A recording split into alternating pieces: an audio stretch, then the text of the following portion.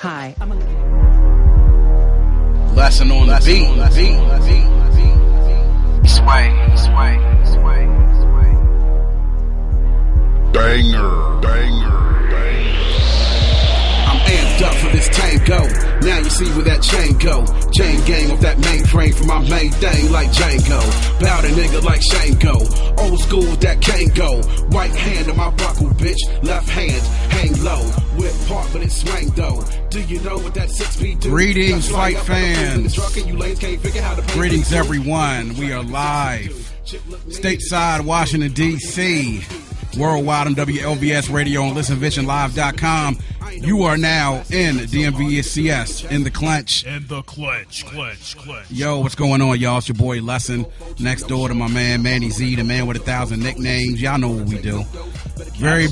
Yeah, man. Big weekend though, and you know, right now, if you in the DMV, if you're elsewhere, we getting ready to come in on a big snowstorm again this weekend. Yeah. Once again, man, we are suffering from snow fatigue out here, man. Like, I want springtime to get here so badly, I don't know what to do with myself right now. Dear summer, I miss her, man. We miss her. Yo, but meanwhile, before it starts to get snow, we want to make sure you have an enjoyable Sunday night, all combat fans. So we're here once again, DMVCS in the Clinch. Once again, you can follow us. Tweet us at DMVCS and then also on Instagram at DMVCS, the number 2. Yo, you can get us right there, man. Make sure you tweet us. We follow back. We team follow back all the way, man. It's a Sunday night. We're going to get into some things. Got a big show coming up tonight. Of course, we're going to discuss Bellator 110 MMA. Big weekend with the light heavyweight tournament now down to the championship round. Impressive performances last night that we saw, or Friday night. And then we're also going to look at UFC Fight Night 37. And also take a look at the TUF China finale that was last night. 6,000 fans came out on Macau last night or yesterday to see the TUF China finale, a big power move by UFC. Absolutely. Then, of course, we're going to talk about the move by Nevada this week, which made huge headlines. And I think, correct me if I'm wrong, this is going to make big head waves for not just the fighters who are fighting coming up in the immediate pay-per-view, which it had an impact in, but also later on in the year. With this ban that now Nevada has. I mean, for certain fighters, yeah, but at the same time, it's like you can't have fighters keep pulling out wins out of a test tube. Exactly.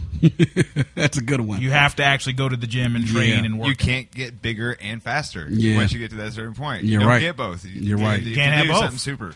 You're right. Shout out to Jordan, our engineer, behind the controls of the spaceship, man. He's going to be playing some good tunes for us later on tonight, man. Of course, we're going to take a very short look later on at the road to WrestleMania, and of course we see Dave Bautista calling out the locker room, and rightfully so, as DC's own, Washington DC's That's own, right. 7-time world champion. Yeah. I mean, it's for one thing, I'm happy that guy's back, man. I mean, some of the fans may not like him, and marks and fanboys and vloggers. I don't understand why Dave came back and blah blah blah. I'm glad he's back, man. I'm glad he's back. Course. I think WWE's better with him. You know? Absolutely. So we're going to get into all that, man. But combat-wise, y'all know how we do. We start the show off every Sunday with our news section, so let's get right to it.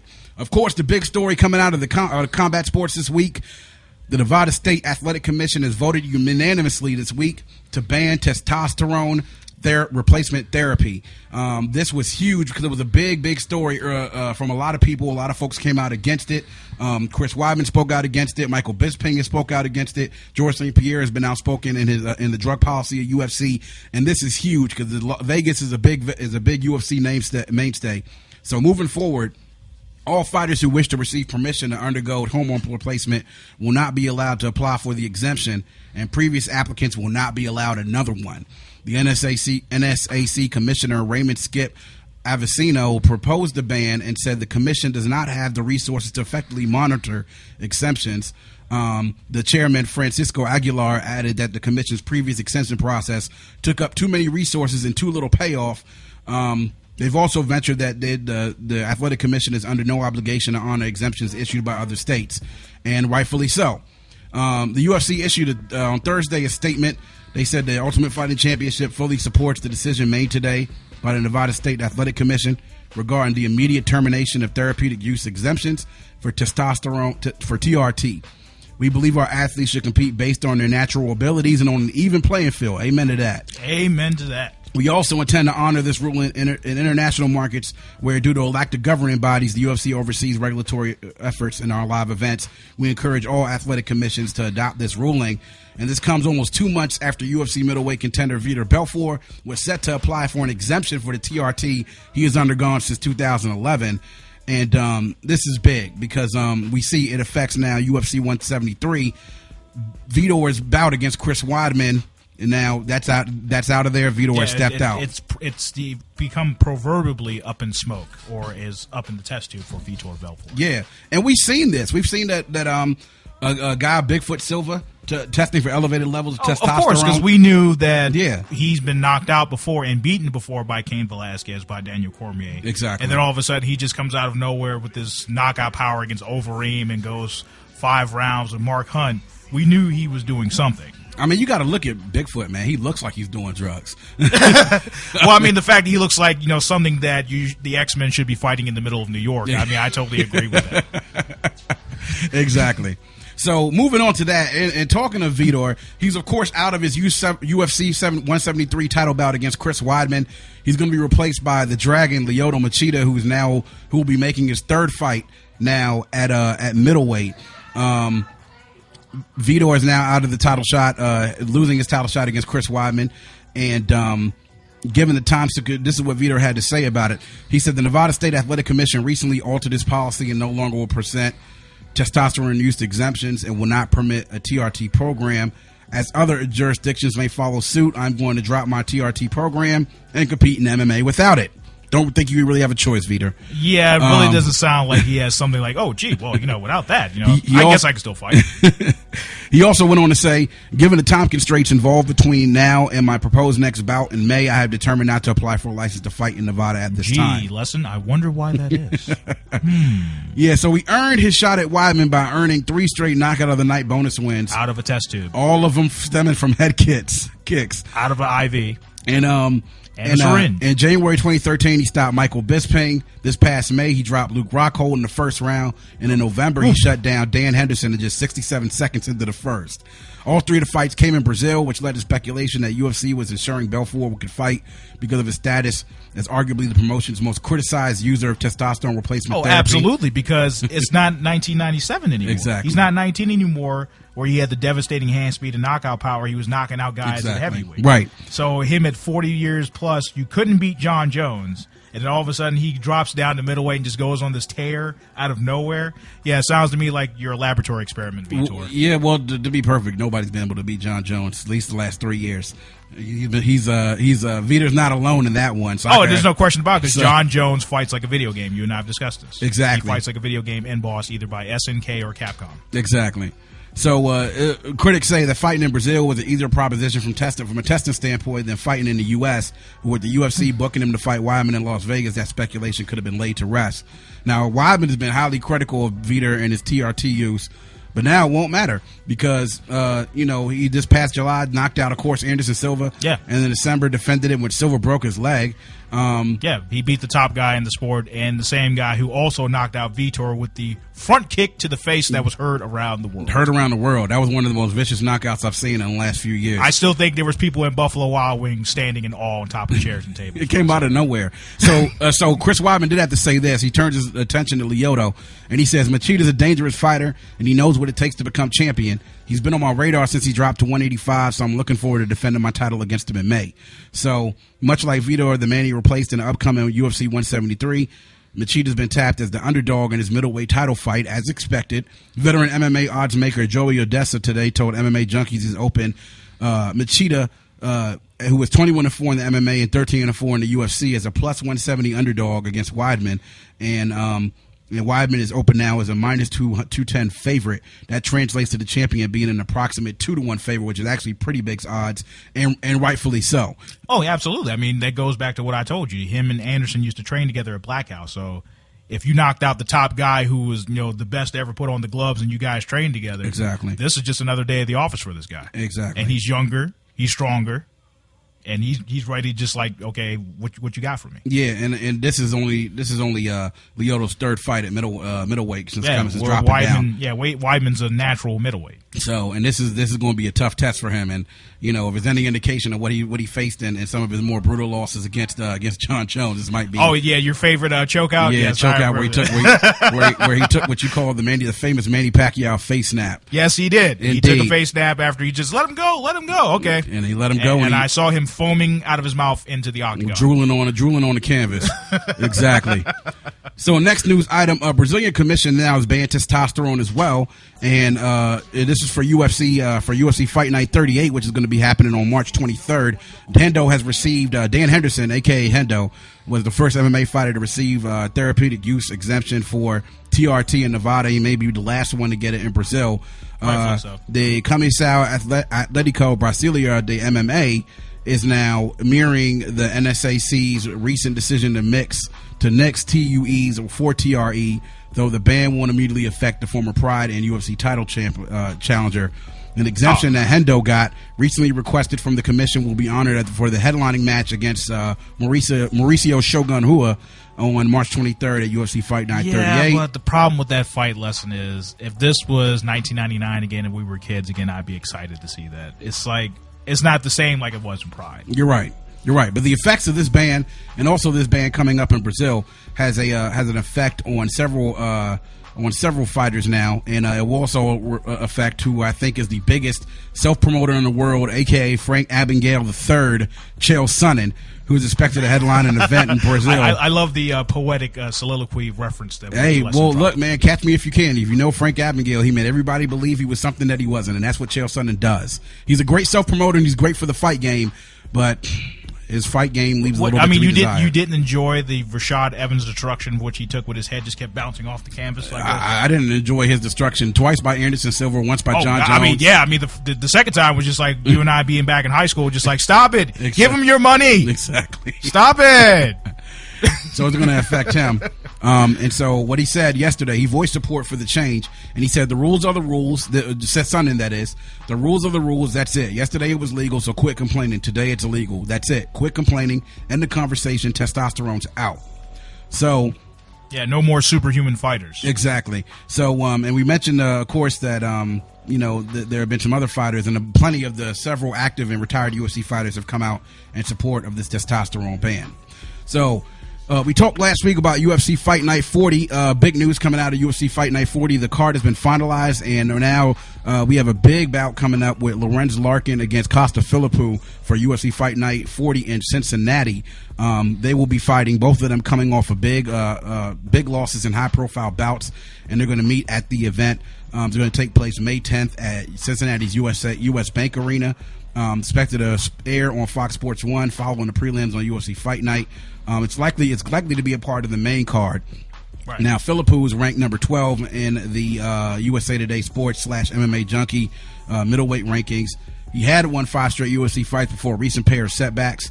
Took a hit when he lost. Recent? Yeah, when he lost to Francis Carmont in September, which followed a TKO defeat to Luke Rockhold in January's UFC Fight Night 35 headliner. He now meets Larkin, who's dropped 2 out of his last 3 since his arrival from UFC and Strikeforce, where he went 4-0. And after a UFC debut loss to Carmont, 27-year-old rebounded with a unanimous decision over Chris Carmozzi in October, but that led him to UFC Fight Night 35, where Brad Tavares outpointed him in the night's co-headliner main event. He didn't just outpoint him; he put on a clinic. Put on a clinic. Exactly. So other bouts on the card include Darren Cruikshank against Eric Koch. I also follow on Twitter. Shout out to Darren Cruikshank. There you go. Johnny Eduardo versus Eddie Wineland. Justin Salas versus Ben Wall. Ed Herman versus Rafael Natal. Soa Palais versus Ron Potts. Manny Gabaran versus Nick Lentz. And a lot of other bouts, man. So it should be a very good card as the UFC returns to Cincinnati for UFC Fight Night 40 on May 10th. Another news item we have, one half of the worldwide famous Diaz brothers, Nate Diaz, requested his release from the UFC. Yes, they're back, ladies and gentlemen. Again. One half of the Diaz brothers. After blasting the headliners of the UFC on Fox 9 and attacking lightweight champ Anthony Pettis, and suggesting that no one wants to interview him, The UFC veteran today requested that he be released from his contract. And of course, he did it in a way that was bound to stir up some controversy. This is what he said. He said, "I would like to request to be released from the UFC. It's time for me to be going on my way." Then, of course, he added a question mark at the end of his message. I don't know if that's really the best way to find out that you want to be released from your job or you want to resign from your job is on Twitter, of all places. Well, remember, this is what his brother did when he cried foul. Well, give me my shot, Dana. I can beat GSP, and we saw what happened. Yeah. Well, he's been inactive since he beat Gray Maynard in a rubber match between the two of them in November's TUF 18 final. But it hasn't kept him or his brother from speaking out on social media, where he's issued sporadic and pointed tweets that's why I dedicated to various colorfully disagree. I think what he's been inactive from was the ass kicking that Josh the Punk Thompson gave him. Yeah, and this is what they say. Some would say that the message served their purpose. After one particular rant aimed at Benson Henderson, Josh Thompson, and Pettis, he seemed to cement interest from the lightweight camp in setting up a fight, regardless of his position in the 155-pound division. Well, listen, I mean, Bendo beat him with a toothpick in his mouth. He did. Bendo could have beat him with a margarita in his left hand. I wouldn't doubt that either. Now, Diaz managers Mike Hogan threw more gasoline on the fire by suggesting that Diaz was holding out for a title shot when he turned down a fight with Khabib Nurmagomedov. Gesundheit. Yeah, exactly. In favor in UFC 170 in favor for a better contract. Today, Hogan's response to the MMA Junkie's request for a comment on Diaz's release was slightly more explicit. He says, "Fuck you. I have no comment." Wow. Okay. I mean, that was just very Republican for him to say something. He could have just taken out the "F you" and just said, "I had no comment." Yeah, well, I mean, he just wanted to make sure that you felt the epitome for which he gave that "fuck you." So Dana White, of course, shot down the idea that Diaz is a contender. He's not a big Diaz brother fan right now, and he says he likes. Has he ever been? But he says he likes his attitude, though, wanting to take enough challenges, and he may be less enamored with Diaz's approach. Of course, Diaz is the younger brother of Nick Diaz, who, to me, if Chael Sonnen is Frank Abagnale III, then he's Frank Abagnale IV. No question about it. Because you're not fighting those Strikeforce fighters. Yeah, anymore. but you know what? He's good for ratings and he's good for the game in that manner. But still, he was the same guy that I'm like, okay, George St. Pierre beat you once before, then you call him out, he whoops your ass again. Yeah, man, Nick, and we'll get to Nick a little bit later on in the show. Of course, he was dominated by Bendo and had a subsequent ruthlessly and had a brutal knockout loss to Thompson. Woof, and God, Josh Thompson beat win, that boy like he owed him money and income. Career. And his win over Gray Maynard may have rescued him just a little bit, but he's not a marquee talent. He's not helping himself with this recent. With the ranting, and he's not a marquee talent because not too many, besides you and myself, of course, there's not too many fight fans out there know the Diaz brothers, other than the fact that him and the guys in his camp love to get high. Exactly. They should be the poster child for illegal marijuana legalization. They should be.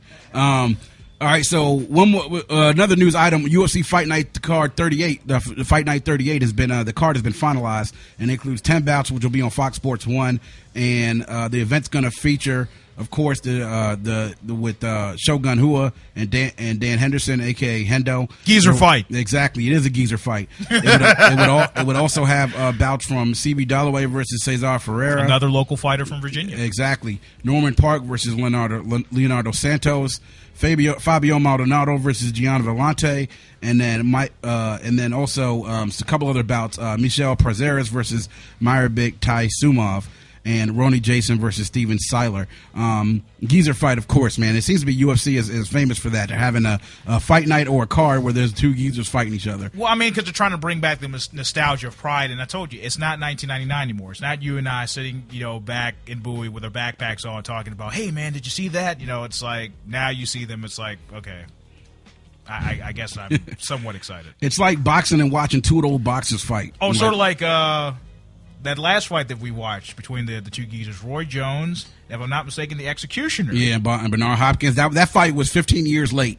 I think it was later than that. That rematch fight was 15 years too late. I mean, it was like watching your drunk uncle and your granddad fighting at the barbecue. That's what it reminded me of when I saw that fight. And last news item that we have, of course, former UFC welterweight champ George St. Pierre continues to shed more light on his decision to step away from the sport. while promoting a biographical documentary, Takedown, the DNA of GSP. The 32-year-old former champion told the Canadian Broadcasting Company that he suffers from obsessive compulsive disorder. And took the hell you say, Lesson. The hell you say. Shut the front door. And took his leave based on his complications. He says, as a competitor and as a fighter, it's a good thing to have it, but because it makes you better. Because you become completely obsessed about being a better martial artist, he told CBC. Every day, was this before or after Johnny Hendricks beat the hell out of him? Every day and everything. Hey, he won that fight, according to the judges' scorecards. You and I both know that he did not win that fight, Lesson. Every day and everything you do is oriented towards a goal. The same obsession about my work, about my job to make me better. It was going to drive me crazy, but that's why I took that break. I don't call it a retirement because I don't know if it will be, but I had to step outside the competition for a while. Now, I do know a little bit about OCD and know some folks that suffer from it. It is a very serious psychological disorder that you suffer from that can not consume to discredit your life. him from that, but you almost made me go Stephen A. Smith in the studio. I was just about to just woo. So hopefully Rush gets that figured out, man. We get that straightened out. I mean, he was probably one of the last great welterweight champions we had since Matthews. Indeed. No doubt about that. Indeed. So we're going to get into our next our next segment. We're going to talk about, of course, Bellator 110. We want to talk about the upcoming light heavyweight championship bout against with Rampage Jackson against King Mo. Some big words after that. But we want to start with our question of the night at DMVCS. Make sure you tweet us. Let us know what you think. At DMVCS on Twitter, hashtag ITC. The question of the night is, what do you think of the upcoming or the recent ban by the Nevada State Athletic Commission on TRT? Let us know what you think at DMVCS on Twitter. Hit us up. We'll probably read your question later on in the night. Of course, we're going to take a break. We'll be right back talking about Bellator MMA 110, Rampage Jackson, and King Mo. We'll be right back.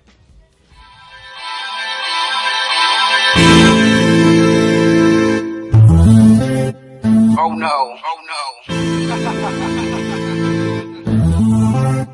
Slasher, yeah. I decided to take the approach here. Yo, but I ain't first. Yo, get him, dog. Bruh, I'm a damn soldier. What you say to me is not interesting, so I move you to the spam folder. My clan's bolder, y'all rappers can't flow without your ghostwriter raps. As far as skills, few hands colder. Plan to hit you with the Batman, you understand, Joker? I come to kill these animals. I'm a damn poacher on mics. You never been playing, forever you fame. Forever I'm ahead of the game. I never complain, I never took aim at lames who planes astray. Unless they come directly up in my shit, they get waved. I'm in the barber phase, sit on my throne, you get a fade. Afterwards, I'm sitting while sipping on a glass of lemonade. This is my turf, I mean of course the music scene. By the way, I never gave a damn about your stupid jeans. To hell with the brand name and your champagne. Whack rappers giving MCs like us a bad name. We on that old school 1-2 shit. We on that true tip hip hop music. Just let your head nod, hands up, cruise it, top back, cruising, fill it with your cruise shit. Where's my volume? Where's my volume? Where's my volume? Pumping out my boom box. Where's my volume? Where's my volume? Where's my volume? Don't forget my boom box. This is B-boy sparking, boom box marching, supernova blasting, attack of the Martians. Peace set the tone, now it's lesson with the arching. Bow and arrow marksman, target set marking. Game in the crosshairs, no dropping it down. Mic sign showing the end, cause it's apocalypse now. Thinking you niggas is fixing it, but your lyrics ridiculous. Gripping these flipping pictures indifferent and inconspicuous. Lesson in passage, you fucking bastards. His name, he set the passage. Niggas, they couldn't pass it. Faster and faster like dumping traffic. We attack with lethal flows, you haters just couldn't fathom. Paper or plastic, the game rapid. Y'all fools is talking blasted. Rap records is ratchet. Get drastic, then we blast in. The usual suspects, that's lesson in P, just everlasting. We on that old school 1-2 shit. We on that true tip hip hop music. Just let your head nod, hands up, cruise it, top back, cruising, feel it with Yup. Of course, that's yours truly and my boy Passage, Boombox. We are here at DMVCS in the Clinch. We are live on DMVCS in the Clinch on WLVS Radio, ListenVisionLive.com. Of course, you can make sure that you follow us at DMVCS on Twitter, on Instagram at DMVCS, the number 2. Make sure you follow us, hit us up, man. Question of the night, like we just said before break, is what do you think of the upcoming or the recent Nevada State Athletic Commission ban on TRT, affecting the UFC Fight Night or UFC 173 bout with Vitor Belfort having to step out and Lyoto Machida now taking on Chris Weidman. So hit us up at DMVCS #ITC.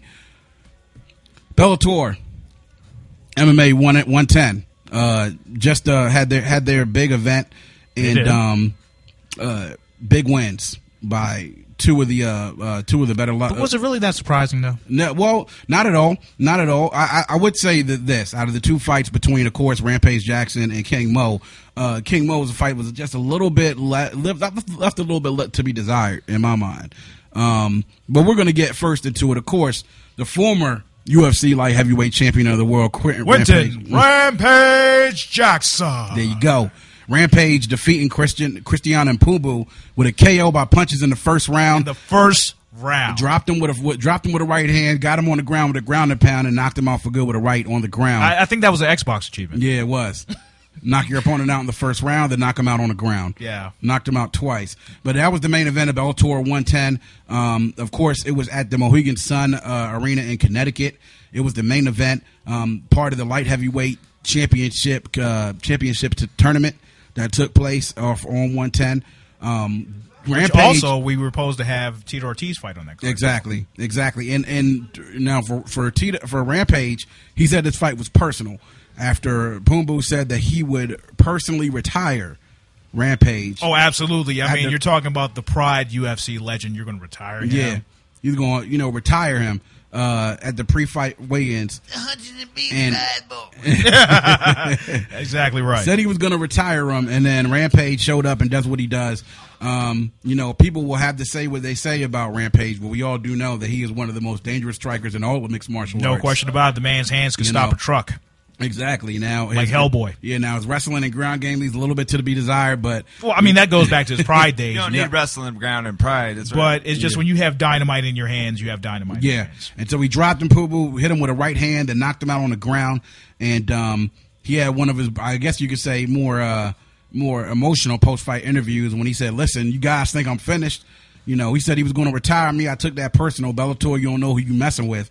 And then there was a confrontation in the ring afterwards with him and King Mo, who had won his fight earlier in the round instead of the championship title fight. Which was surprising to me because when Rampage signed his contract, these guys were friends. Yeah, exactly. Nothing but great things about each other, and I'm happy he's here. And next, once again, it got like you and I being in high school again, like, my man got drama down the way, so it was good. Exactly. Well, see, that's what happens. When you fight for the gold, everything goes out the window. Friendships, loyalty, all that. Goes down to when it goes down to it, man. These guys are fighting for the belt.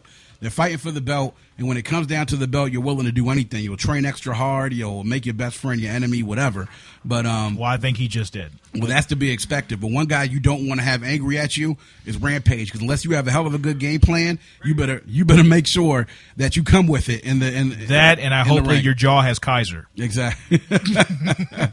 You better have it, man. Some sort of L plan. You want that? That's one guy you don't want to have mad at you, man. If you're talking about one of the 5 people you don't want to meet in a dark alley one day, that's one of the guys you don't want to meet in the dark alley. After what he did, with me in the dark alley. No question about that, sir. But after what he did, the Vanderlei, remember they had their rivalry renewed when they both got to the UFC. What exactly. Happened? Yeah. Vanderlei was ended up taking a nap on his back, staring at the lights. He was, and that was after Vanderlei had knocked him out twice. So this is a guy that when he wants to get revenge on you, he will. He'll do it. Like a movie villain. He will. And speaking of King Mo, he needed a victory over Mikhail Zayats to get in through to the final, and he won by way of unanimous decision. He, to me, like I said, it left a little bit to be desired in watching the fight. Well, yeah, because remember his first fight when Emmanuel Newton knocked him out in under seconds. It was just like I was kind of questioning. Did King Mo really even fit in the sport anymore? Yeah, and he appeared he didn't get through on his combinations. His timing was off. He wasn't able to complete takedowns. I mean, it was he won every round, but it wasn't anything. Of course, the crowd liked him. He was pretty much hit with boos after he put his trademark crown on. Of course, because he's the king of the world. Blah blah blah blah blah. Yeah, we know. Yeah, man. But all that being said, man, King Mo has now positioned himself to be a victory away from being the 6th fighter in Bellator to win. Quentin doesn't put him under. To be the 6th fighter in Bellator to win multiple tournaments. So regardless of how he got there, I mean, that's big, you know, to be able to be the only sixth guy in the history of the promotion to be able to do that. So we'll be interested to see at this next event when this championship fight happens. You want to stir up the hornet's nest. He was the one who jumped in the ring and decided that he wanted to approach Rampage. And be careful what you ask for. Because you just might get it. King might get his crown knocked off by Rampage. I think he's going to do more than, he's going to probably take the crown with his head still attached. It's probably going to be some type of Lord of the Rings type epic when he knocks him out inside the cage. Exactly. Well, and then with other results, of course, Matt Bissett defeated Diego Nunez by split decision. 30-27, 28-29, 29-28. Nunes I think he needs to be reloaded. Yeah, from the featherweight tournament semifinal and another featherweight tournament semifinal. Desmond Green defeated Mike Richmond by way of unanimous decision, 30-27, 29-28, 29-28 in another featherweight tournament quarterfinal at Bellator 110. But I think this was a good look.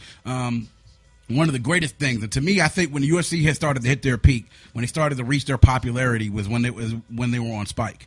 And we all know that Spike is the ultimate guy's channel. I mean, Spike. I mean, I loved Spike, man. When you go on Spike, it's always something fun to watch. Yeah, it's always something fun to watch, and you can always find some good UFC stuff on there. And James Bond on the holidays. Exactly. That too, the James Bond marathons. You're right about that, sir. Exactly. That's top living. And it was a business move for UFC to fight for Fox, but for Bellator, it's big to have their stuff on Spike. On a random Friday night, you saw a great MMA fight card with a former light heavyweight champion of the world in UFC, and these great tournaments that are going on here. It's a good move for Bellator to be on Spike. Very good move. Oh, absolutely. I mean, Bjorn Remy, the owner and CEO of Bellator Fighting Championships, knew what he was getting into when he signed this contract, because now he's giving his company worldwide exposure. Yeah. The same thing that Vince McMahon did when Raw was on Spike. And then they went back to USA because NBC Universal gave him that illustrious multi-million-dollar deal for like 20-plus years for Raw to be on there. Exactly. And with Bellator, of course, it is little brother to UFC. It will probably always be little brother to UFC, but to gain some type of ground. Some traction. With guys now, with the stories being out. We read the stories last week with Nate Quarry and with GSP speaking out a little bit about how the UFC does things and the way that they do business. There are more fighters that may be looking to move to Bellator, and this Spike deal helps them out a great deal, because we know before Spike, where would you really find UFC? You could find it some places, but it wasn't. I mean, Spike is a cable television giant that draws a certain type of audience, and by drawing that audience, they were able to gain some mainstream viewers. Oh, no question about that. And the fact that with Spike, with the way their programming is, 1,000 Ways to Die, Deadliest Warrior, Bar Rescue, Repo Games, there was always something there. Mm-hmm. And then that was also the birthplace of The Ultimate Fighter, the highest rated reality show ever. Yeah, exactly. And now there's also talk that the bout between Rampage Jackson and King Mo may actually become maybe a Bellator pay-per-view event. So I would say why not? Because remember, originally it was supposed to be, shout out to Tito Ortiz. It was supposed to be Tito Ortiz in Rampage, but unfortunately he fractured his neck and he was on the shelf for a year. Of course, you're listening to DMVCS in the Clinch with your boy Lesson. Manny Z. We're here, of course, at WLVS Radio, at ListDivisionLive.com, where you can watch us. Make sure you're following us on Twitter at DMVCS, and then also on Instagram at DMVCS 2. Our Twitter question of the night is, what do you think of the Nevada State Athletic Commission's ban on testosterone replacement therapy? It's already knocked one fighter out of the main event in UFC 173. What are the other repercussions are going to suffer as a result of that? I'm saying several. Yeah, several. So go ahead, tweet us at DMVCS. Hashtag ITC. You may read some questions or some answers later on tonight, man. Make sure you're following us, of course, on Instagram and Twitter. When we come back, we're going to talk about the TUF China finale and some of the matches from there. Was a really big power move by UFC to be in China. We'll also talk about that later. But on the other side of the break, we're going to talk about that TUF China finale. You're listening to DMVCS in the Clinch. In the Clinch.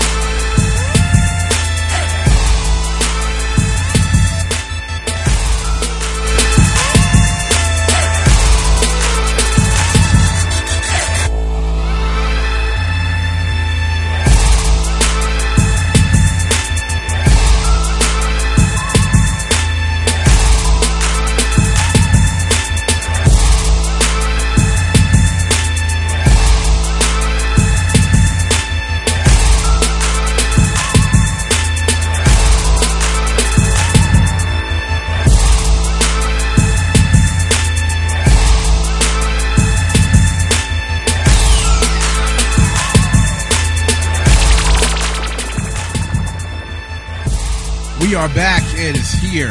We are back, people. Here on DMVCS in the Clinch on WLVS Radio, ListenVisionLive.com. We are stateside, Washington, D.C., worldwide on ListenVisionLive.com. Trending worldwide? Trending worldwide. You can follow us, of course, at DMVCS on Twitter, at DMVCS2 on Instagram. Make sure you follow us. We'll make sure to follow back. Our Twitter question of the night is, what do you think of the Nevada State Athletic Commission's ban on testosterone replacement therapy? Hit us up. Let us know what you think. Tweet us at DMVCS, hashtag ITC.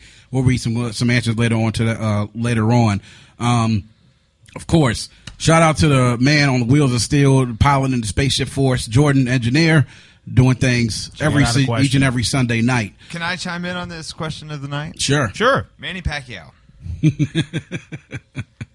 And I mentioned it earlier, but when your performance level is like the top, and you weigh into these fights and your weight is measured and your size is measured and you're the fastest guy in the world, you can't get bigger and faster. That's not the human body only has, you're right. You can only mechanical zero. You know what I mean? You can only go so far. Absolutely. Well, yeah. I mean, that's what Les and I discussed this before the show. It's just we have fighters now to think this is Gattaca. They're going to build the prototypical fighter in this laboratory somewhere where you're going to get bigger and stronger. Yeah, you look great on social media because I have veins coursing everywhere, but then you start getting tired. The body starts breaking down and.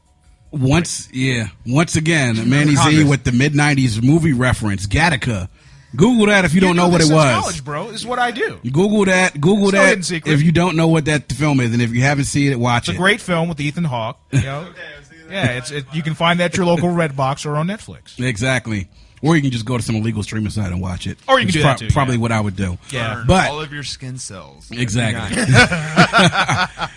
So moving on back onto the combat sports, the TUF China finale was yesterday in Macau. 6,000 people showed up.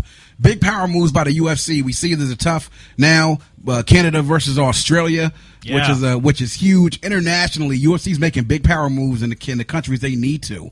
And what bigger place is there to go than China? There's 5 billion people living there. I thought it was 9. Oh, no, it's really like 1.3 billion. But if you want to make a mark in the market, as any big corporation. No question. As any big company knows, if you make headways into China, you win.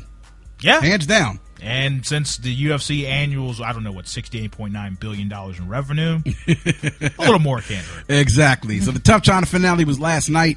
Of course, the headlining fight was Dong-Hyun Kim versus John Hathaway, and Kim dispatching Hathaway with a KO with a spinning back elbow that put him down on the canvas. Yeah, that was like something out of Street Fighter 4 on my console at home. I mean, this actually might be a candidate for knockout of the year. He dropped him cold with that elbow. Dropped him cold. I just had to check and see if there was still a pulse inside the body after that KO. Exactly. Wow. Dropped him in the first round, man. And actually, the winner of TUF China, Zhang Lepen, defeating Wang Sai via split decision 29-28. 27-30 and 29-28, so he actually won that. But a big win by Dong-Hyun Kim to get the knockout on the main card in China and Macau on a big fight night. Yes, I was also surprised that Matt Mitrione beat Sean Jordan after Sean Jordan's actually coming off a KO win against former UFC heavyweight contender Pat Barrett. Exactly, and Matt Mitrione said that he needed that win yesterday. Well, because his last fight he got choked unconscious by Brendan Schwab. We saw the thumb went up and then it stopped. Matt Mitrione needed that, and he actually knocked out Sean Jordan by punches yesterday in round 1. 4:59 in the first round. That's amazing. I haven't seen something like that happen since Josh Koscheck knocked out Matt Hughes. That was brutal when you stopped him. Yeah, with 1 second left in the first round. It's like, as a fighter, can it get any worse? You got to get out of the round and make it. And if you get knocked out with 1 second left, that's got to suck badly. Yes, he basically turned him into Dragon the Bruce Lee story UFC version. That's got to suck. But Mitrione had said in the post-fight press conference that he needed that for his confidence. He needed it badly for his confidence. Because remember, his foreign training partner, former TUF castmate Brendan Schaub, like I said, choked him into a stupor. Yeah. So he had to do something. But big win by Mitrione, a heavyweight man, doing work out there in Macau. Again, that's big thing, the UFC being out in China.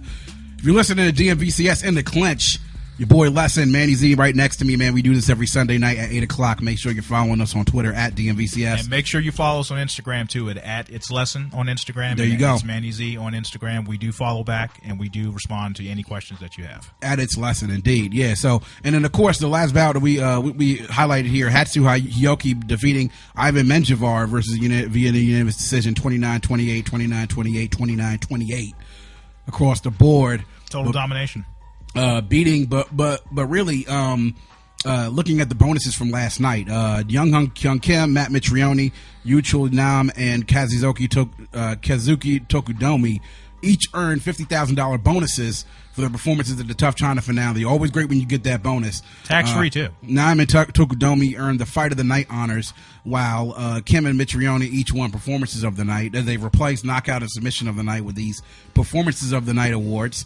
Yeah, it's still going to take some getting used to. Yeah, it is. I mean, because we used to love Knockout of the Night, Submission of the Night, Fight of the Night. And if you got like a very good card where someone was constantly getting tapped out or getting knocked out, you always say like, okay, that was the knockout of the night. No, that was the knockout of the night. No, that was the submission of the night. Exactly. We can't say that anymore. Now it's just like I guess he did okay in the cage. Yeah, I mean, so, and of course, Nam and Tokudomi wrapped up the prelim card back and forth for 3 rounds. Right. It was a brutal early barrage that Nam put on, but Tokudomi survived and appeared to win the second round. But in the end, Nam survived for a split decision victory in a thrilling affair.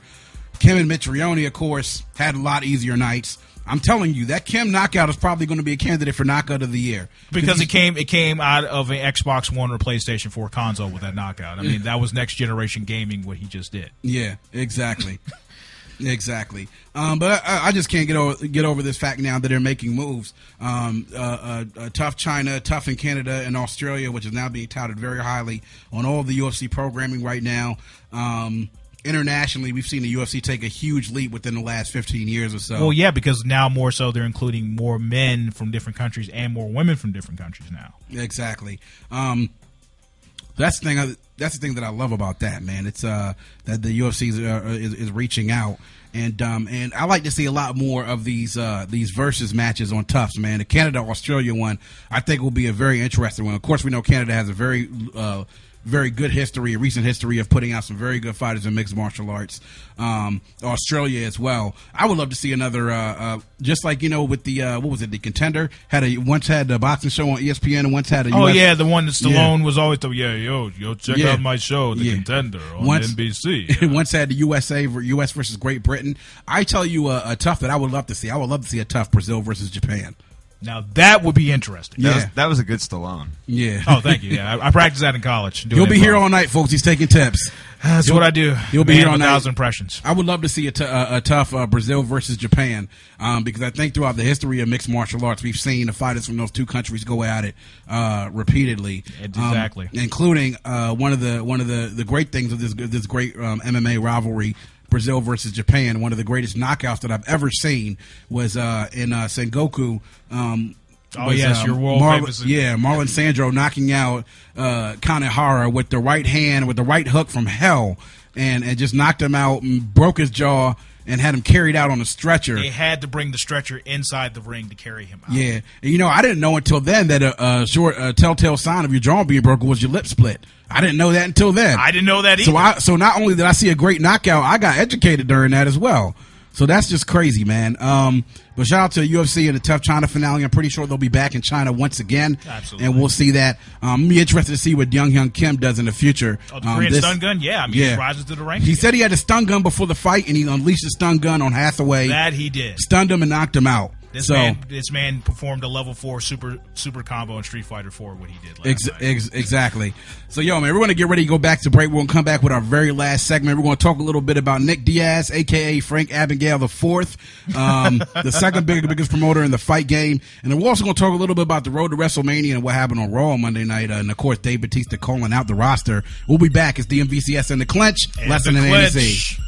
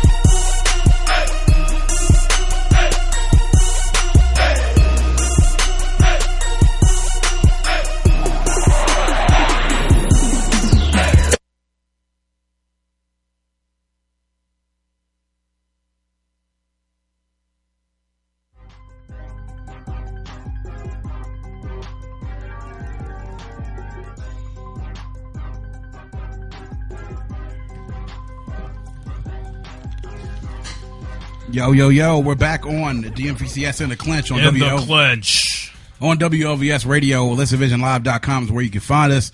Make sure you're following us again at DMVCS on Twitter, at DMVCS number 2 on Instagram, man. We've been having a pretty good night tonight, man. Had some fun, man. And it's talking UFC, talking Bellator, and now we're going to talk a little bit of like I said, Frank Abagnale IV. AKA Nick How Diaz. How poetic of you. AKA Nick Diaz. And I'll tell you something about Nick, man. It's just one thing, before we get on.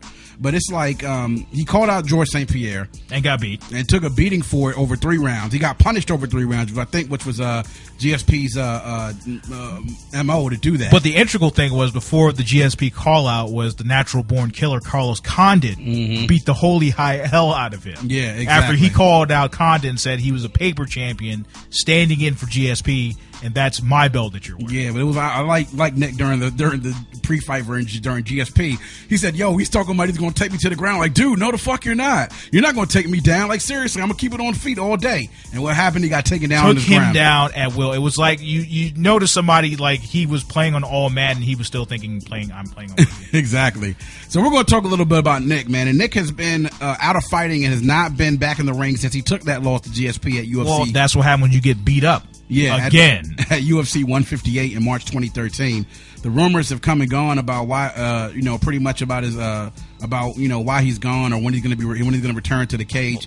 But of course, that's never going to stop Nick from running his mouth. And we already know that, and we already know why because of the fact that he's bipolar and that he is a marijuana head. Yeah, well, I mean, if you're bipolar and you use marijuana, I'm pretty sure it helps to calm down that manic side. Not in this guy's case, but maybe he needs something a little bit stronger, like Ritalin. Or Xanax. I don't know. Something like that. Maybe you started working the pills. Or he can do like the rich folks do. You just pop a Valium and he'll be okay. There you go.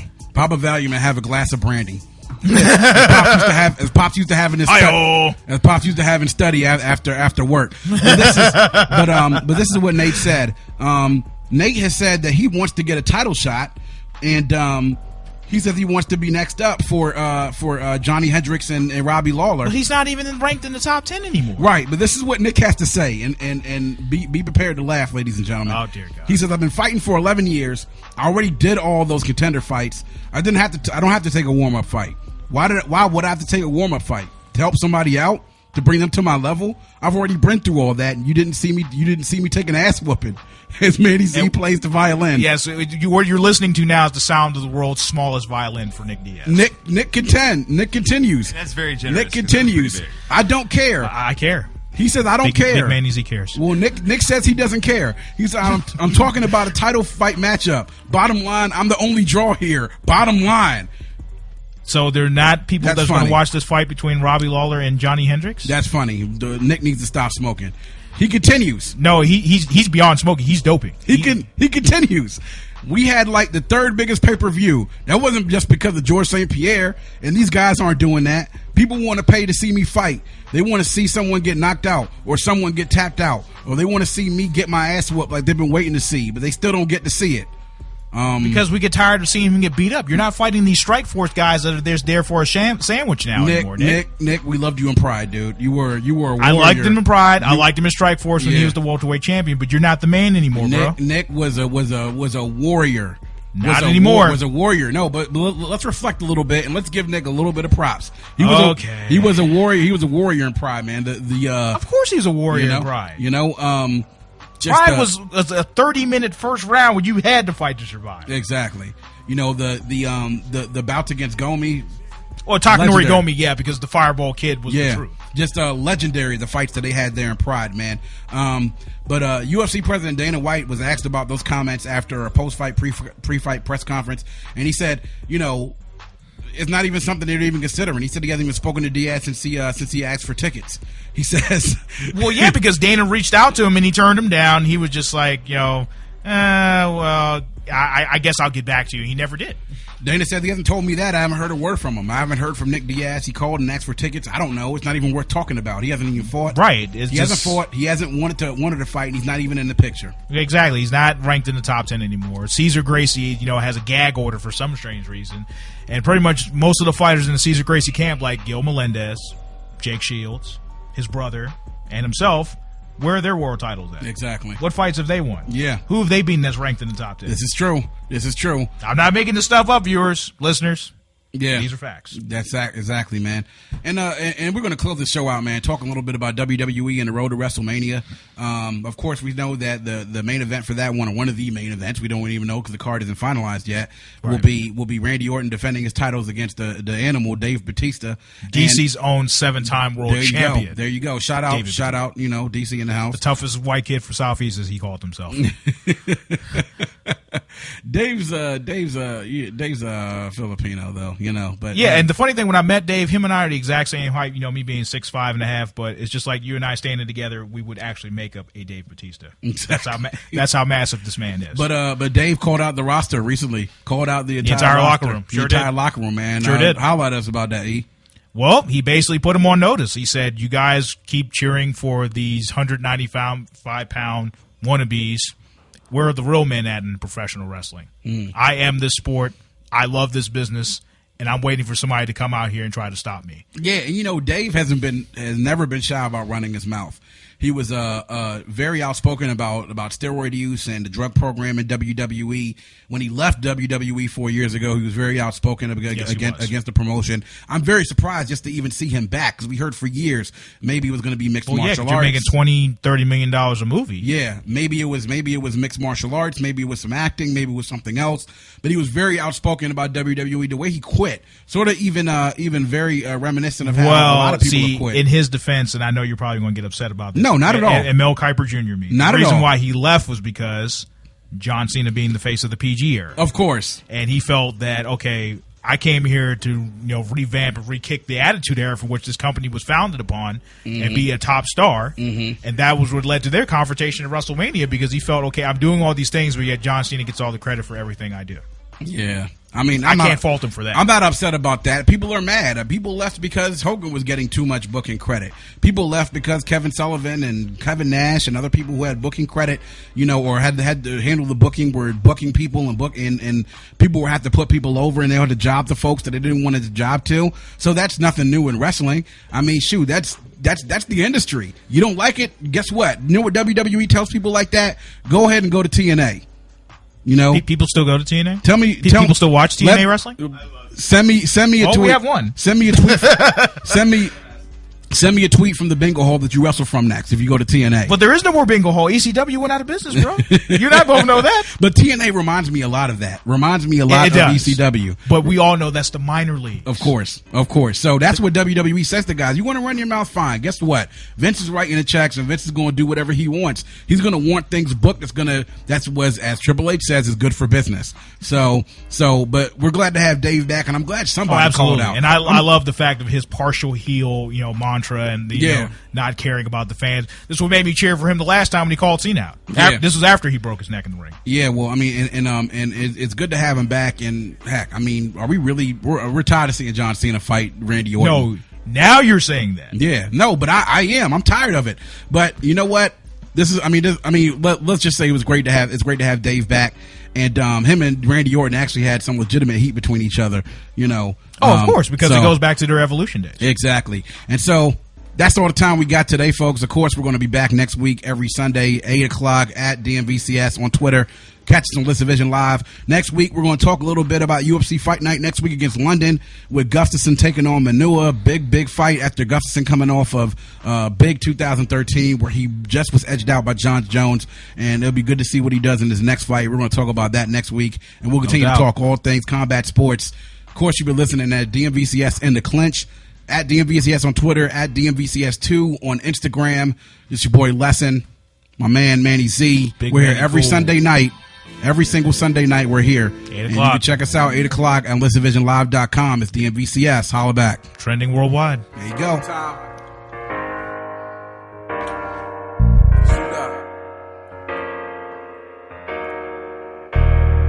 This game, your time. Is it now? Insane. This game for the crown. Is it now? Stakes high, put it down.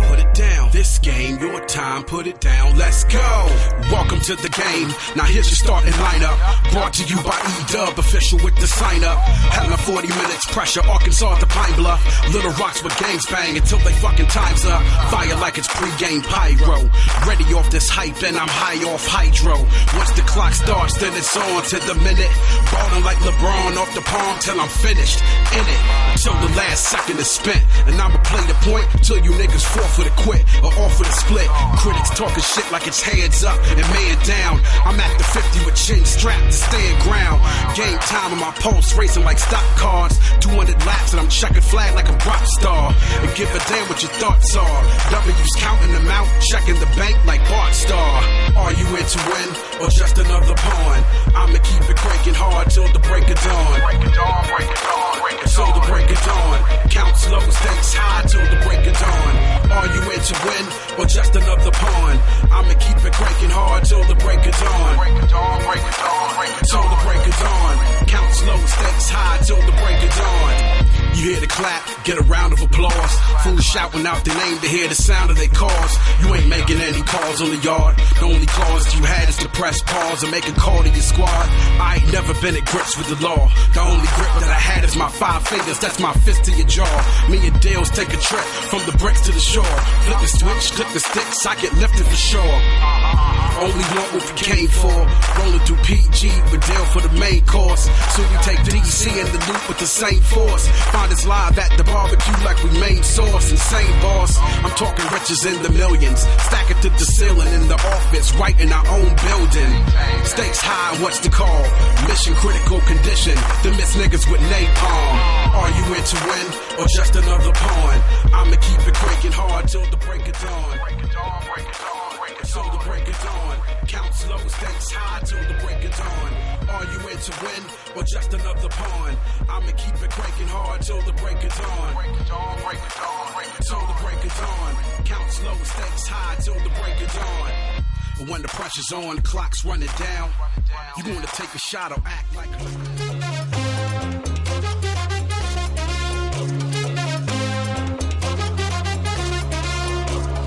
Fuck the place.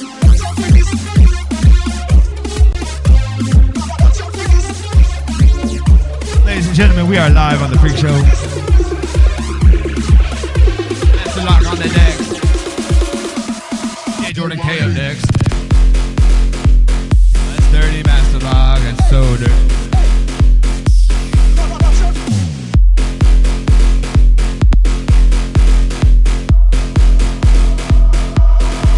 Check one. We need more bass. Yeah.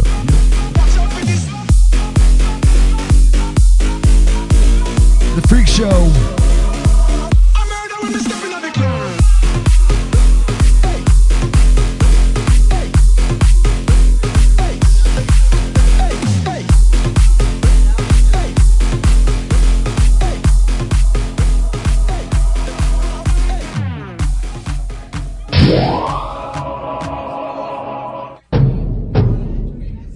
How you feeling? Egg roll. I wish I had a breeze running down my leg. I'd kill for a cookie. Stingray, a double-sided Scooby snack.